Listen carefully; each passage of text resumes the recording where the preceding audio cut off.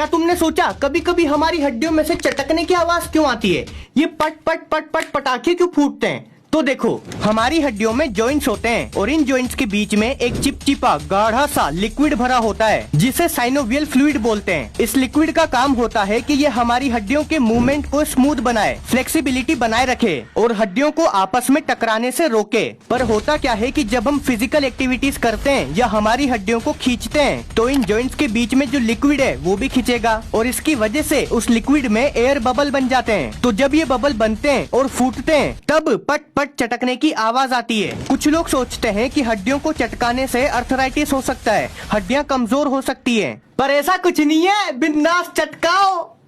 Mummy mummy mummy गर्दन अटकी, mummy mummy.